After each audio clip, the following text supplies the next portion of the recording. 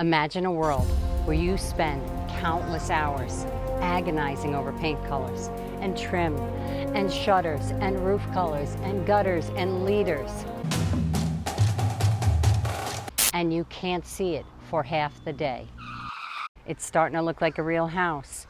But before you go running inside and hanging things up in the closets, you need to remember all the decisions you're making out here. And you want to highlight them. And the way you got to do that is with your exterior lighting. You want to make sure that your exterior lighting plan is just as good as the one you do for the inside, because the outside of your house tells the story. It's going to tell me what to expect. It's going to give me the vibe of your house. So you want to do it right. If you don't let me gut out this house and make it my own, I will go insane and I will take you with me. More thought needs to go into it in order to highlight all those things you agonized about. I mean, I want to see that siding. I want to know that my beautiful front door is glowing in the night sky. So you got to do that with lighting. Exterior lighting has three purposes. First reason we need it is for safety. So when we come up to the house, we want to know where the path is. So tell me, light it with some path lighting, some lanterns over the front door, or carriage lights. Don't mind the trucks, it is a job site. When you approach the house, you want to make sure that it's well lit and you can designate where the walkways are. Where's your doorway? Where's your side door? Where are your pathways? If you take a look at this house, they've got two outlets on either side of the front door and two outlets on either side of the garage for carriage lights or porch sconces to light the way.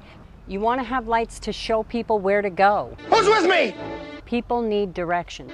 Let's go! Come on! So for your safety, you can do carriage lights, porch sconces, you can do path lights, you can do spotlights. You also want to think about the people you don't want coming. So that's your security. You want to make sure that the perimeter of your property is lit. Highlighting windows and doors, not shining light in the windows and doors, but highlighting them so that if you see an ass hanging out of them, your neighbors will call the cops.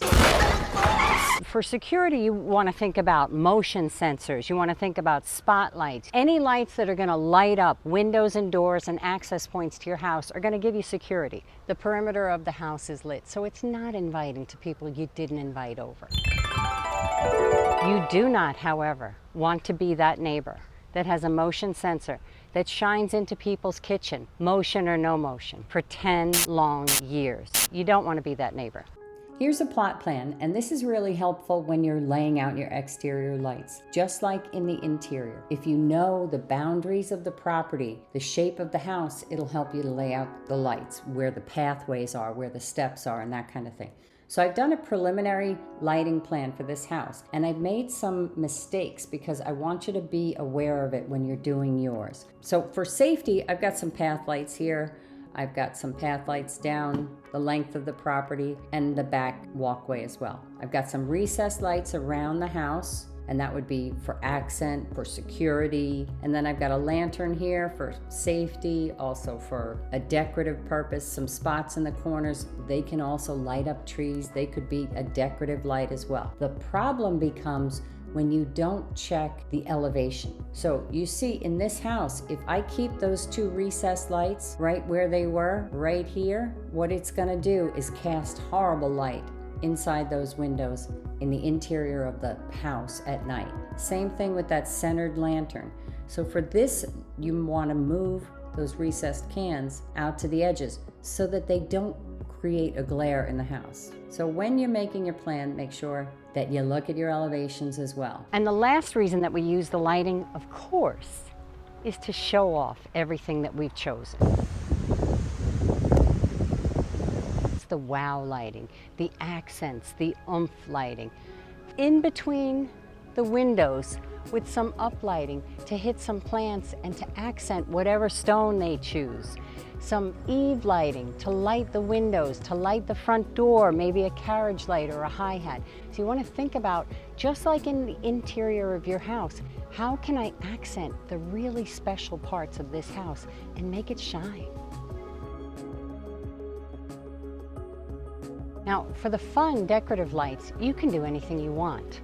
There's sconces, there's lanterns. I mean, look at all this. Now, up in here you can see they've got a hi-hat up an eave, and they've got on either side outlets for carriage lights or for porch lights. And then over here by the garage, they've also got lights.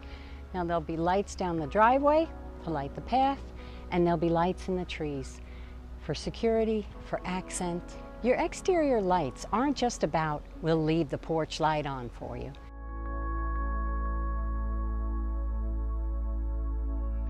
It's about a magical dance with Mother Nature and your house and the trees and the shrubs and the moonlight. Your house is going to look better at night than it does during the day. It's going to shine like nothing you've ever seen. The shadows and light of the trees moving in the breeze, the texture of your stone or the smoothness of your stucco, whatever it might be, your exterior light is going to make it shine. We can't always count on Mother Nature for light, but we can for a pretty freaking awesome view. I've got a rebel soul.